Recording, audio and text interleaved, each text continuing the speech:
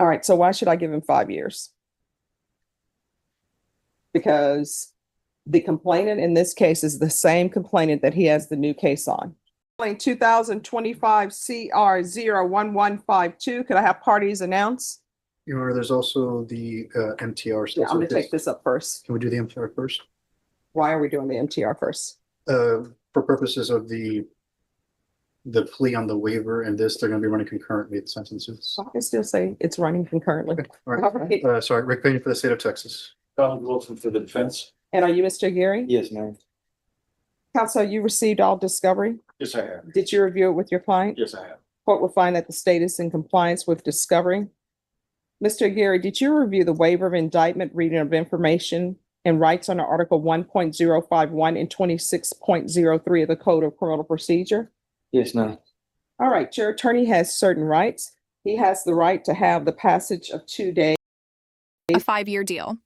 That's what everyone thought would wrap up this case with a neat little bow. The prosecutor agreed. The defense attorney was confident. Even the defendant, Juan Carlos Agiri Jr., believed today was just a formality. But then the judge speaks. One simple question slices through the silence. Why should I give him 5 years? Suddenly everything changes. What seemed like a closed case is now cracked wide open. The plea deal? Just a suggestion. The verdict? Still hanging in the air.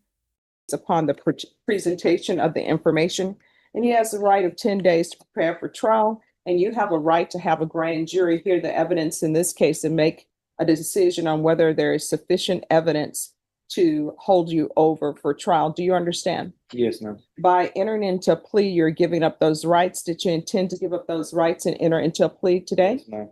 Court will find that defendant has knowingly and voluntarily waived indictment, reading of information, and rights under Article 1.051 and 26.03 of the Code of Criminal Procedure. Did you review the felony information with your attorney? Did you understand it? Yes, ma'am. Counsel, you're waiving the reading? Yes, we are. State, and you're proceeding as the information is presented? Yes, we are, Your Honor. Mr. Agiri, did you review the court admonishments with your attorney? Did you understand it and sign it in all the appropriate places? Yes, ma'am. By information, you're charged with assault family household member with a previous. The courtroom calls the case. Lawyers announce their presence. Agiri stands silently as protocol begins. They discuss waivers, rights, timelines. But the judge's voice is sharp, deliberate. Every word matters. Every yes ma'am from Agiri locks him deeper into this agreement. He's waiving grand jury review, giving up his right to trial, all in the hope that the 5-year sentence will stand. But the judge isn't making promises. Not yet. Of any last-ditch appeal he thinks he might have. Counsel, has your client been able to provide you with any defenses? Yes, he has. Do you believe he has a rational as well as a factual understanding of the charges against him? Yes, I believe so. Do you believe he's currently competent and was legally sane at the time of the offense? Yes, sir. Mr. Agiri, has anyone threatened you, coerced you, or placed you in fear to get you to enter this plea? No, ma'am. Anyone promised you anything other than the plea? No, ma'am. Are you satisfied with the way you've been represented? Yes, ma'am. Did you understand if you're not a U.S. citizen, you can be deported, not allowed re-entry, and denied naturalization? Yes, ma'am. Court will find that the defendant has knowingly and voluntarily waived his right to jury trial. Did you review the plea bargain page with your attorney? Did you understand it? Yes, ma'am. According to the plea, punishment is to be assessed at 5 years in the prison. There's a $1,500 fine. The state will take in consideration 2025 AL00. The judge lays it out plainly. This is a third-degree felony. 2 to 10 years. The 5-year sentence is a plea agreement, not a guarantee. And if she doesn't follow it, he can walk away from the deal. But Agiri agrees to move forward. He continues saying yes. Calm, collected. Perhaps unaware that he's stepping into deeper water with each answer. The court, meanwhile, watches every blink. Conviction, that's a third-degree felony. Range of punishment is anywhere from 2 to 10 years in prison and up to a $10,000 fine. If you have a plea with the state, the court does not have to follow your plea. If for any reason the court does not follow your plea and gives you more than you bargained for, the fact that you entered a plea will not be used against you, and you will be allowed to withdraw your plea. Did you understand? Yes, ma'am. Do you understand you have a right to jury trial, a right for you or your attorney to cross-examine and confront any witnesses the state would call in the right to remain silent? Yes, ma'am. Did you understand by entering this plea, you're giving up those rights? Yes, ma'am. And did you intend to give up those rights and enter into a plea in this case? Yes, ma'am. You see this whole "do you understand" routine from the judge? That's not just boring legal talk. That's the court making absolutely sure he can't come back later, claiming he was confused, waiving his right to a jury trial. That's the judge getting his signature on the all sales final policy. Every yes he gives, another nail in the coffin. We now hear what matters most to the court: competence, coercion, consequences. Agiri insists this is his choice. No threats, no promises. His attorney confirms he's rational and understands the case. The judge continues, now touching on immigration consequences. Yes, ma'am, he says again. But under it all, there's tension. Everyone in the room senses it. Something isn't sitting right with the judge. 6681 and 2025 PF 31338. And this will run concurrent with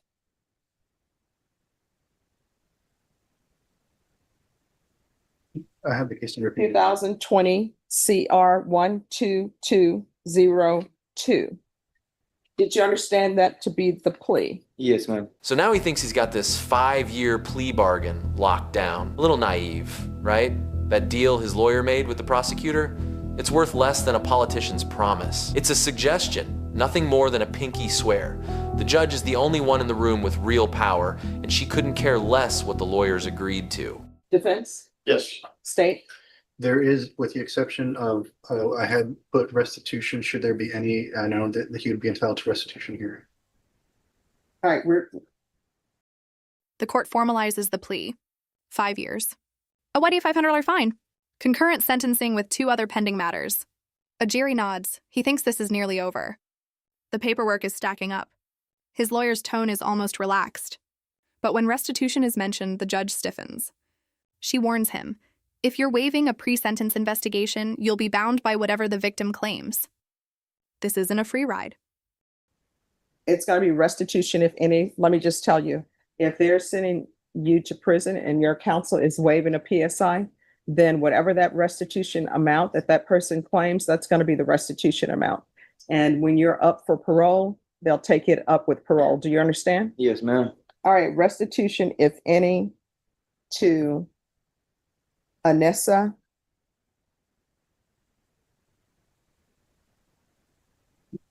Nicole Guerra. Did you understand with an affirmative finding of family violence, you're not allowed to own or possess any weapons or ammunition? Yes, ma'am. Did you understand with an affirmative finding of family violence, you're not allowed to be designated primary custodial parent? Yes, ma'am. All right. Did you review the document entitled Trial Court Certification of Defendant's Rights to Appeal with your attorney? Did you understand it and sign it? Yes, ma'am. By signing that I'm sorry, not appeal. Did you review? The judge presses forward. Firearms? Gone. Parental custody rights? Gone. Appeal rights? Waived. Still, Agiri confirms everything. The plea is now active. But this isn't the climax. It's only the setup. Everyone's playing by the book, until the judge flips to an older page in the file. And suddenly, a ghost from the past walks back into the room. Did you review the paragraph entitled Waiver of Appeal with your attorney? Did you understand it and sign it in both places? Yes, ma'am. By signing that, you're waiving your right to appeal. The only items that can be appealed are written pretrial motions that have been filed, heard, and ruled upon by the court. Did you understand? Yes, ma'am. Counsel, are there any such motions? No, Your Honor. Then to the offense as charged, how do you plead? Guilty, not guilty, or no contest?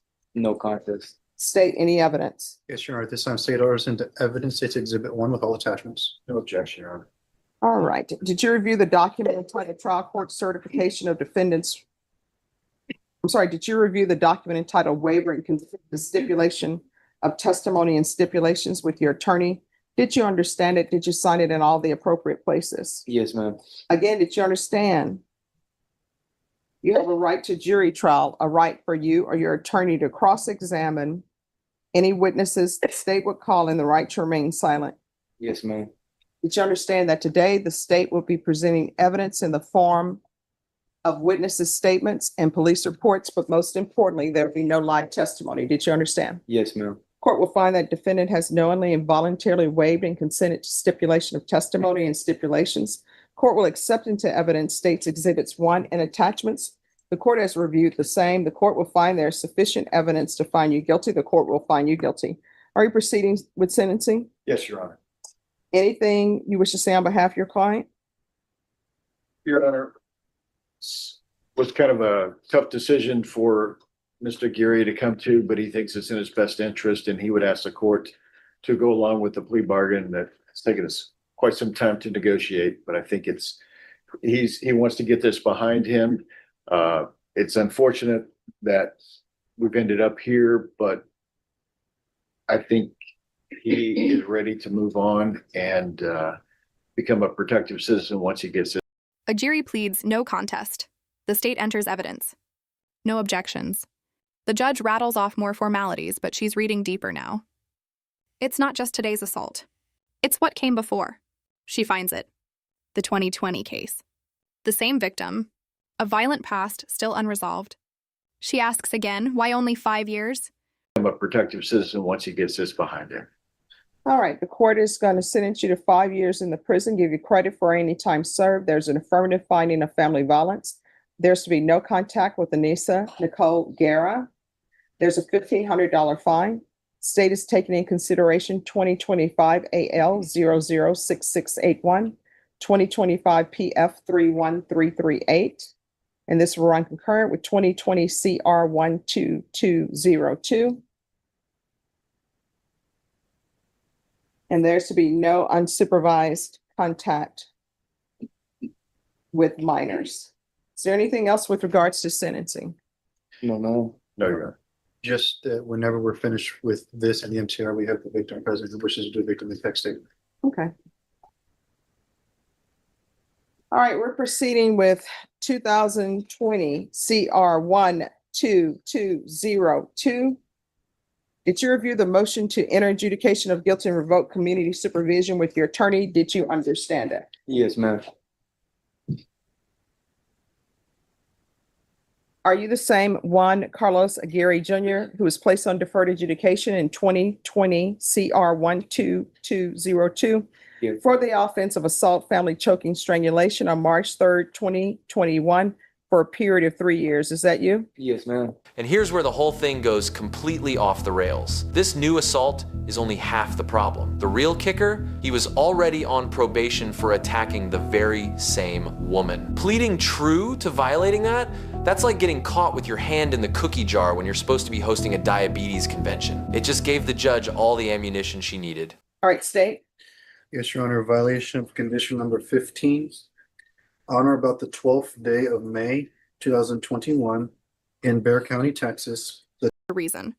Agiri wants closure. He wants to be a productive citizen, but the judge is unmoved. She accepts the plea, but there's a twist. This isn't over.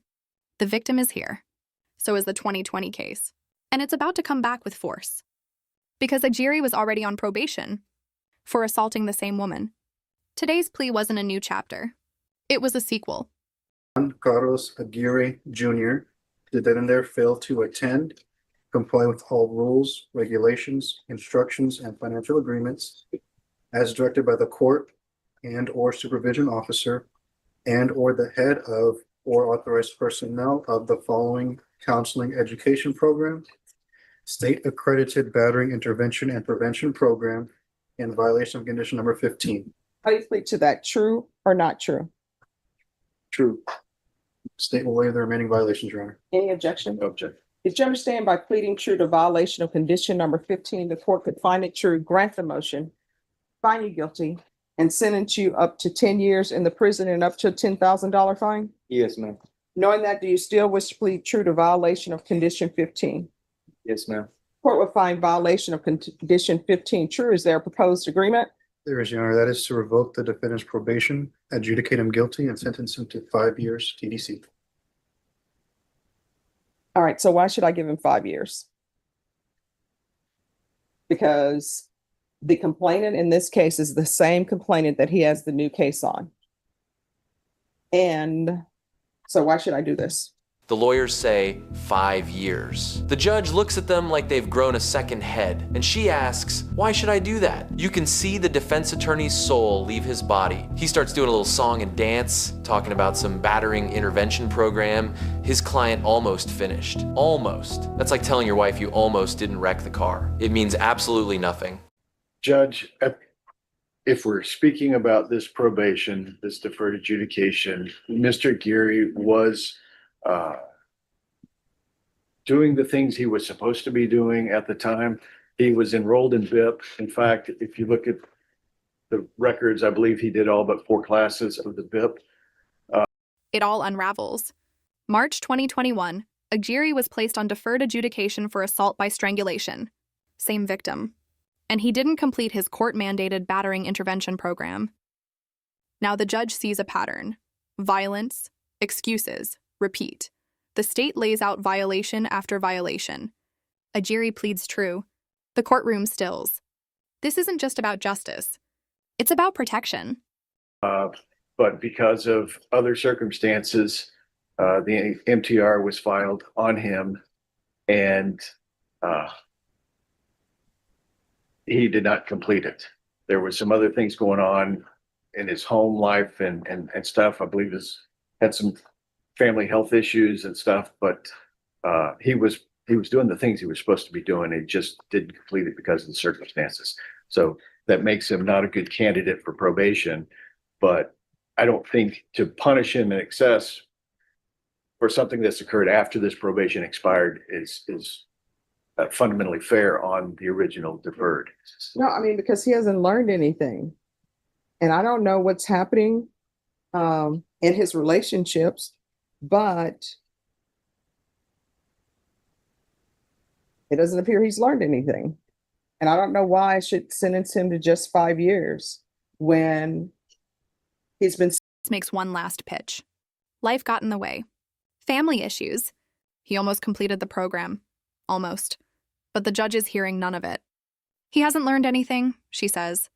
And then she drops the hammer. 5 years? Not enough. Not for a man who attacked the same woman twice.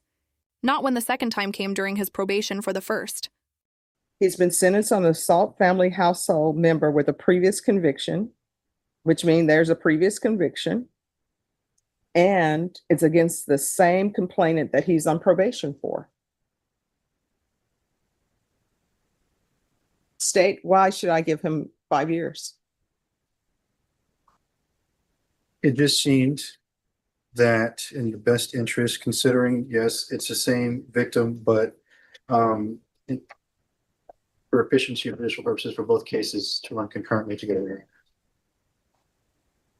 All right, this is what the court is going to do. The court is finding 15 true. The court is going to grant the motion, find you guilty, revoke, sentence you to $1,000 fine, time and money run concurrent. There's an affirmative finding of family violence. This will run concurrent with 2025 CR 011524. There should be no contact with. The sentence is revised. 8 years in prison. No contact with the victim. No unsupervised time with minors. No residing in the same home as children. Agiri looks down. His lawyer quietly nods. The deal is dead. The judge made her call, and she made it clear. This was never about negotiation. It was about accountability. Guerra, there's to be no residing in a household with minors.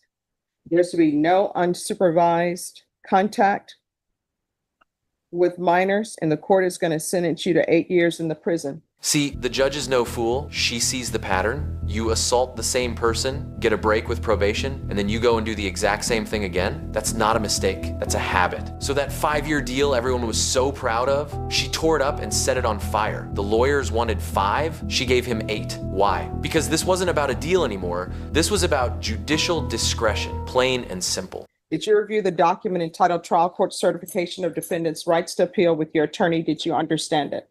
Yes, for the most You do part. have a limited right to appeal. That right to appeal is that as it relates to the allegations in the motion, not the fact that you were on deferred adjudication. Because this is an affirmative finding of family violence and a felony conviction, you're not allowed to own or possess any weapons or ammunition. If you have a question over what a weapon or ammunition is, you'll need to speak to an attorney. Do you understand? Yes, ma'am. All right, you're gonna have to start making better decisions. Otherwise, you're gonna find yourself in and out of somebody's prison. You understand? Yes, ma'am.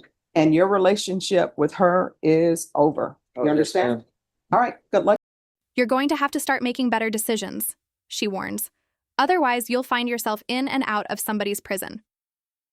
And then the final nail. Your relationship with her is over. You understand?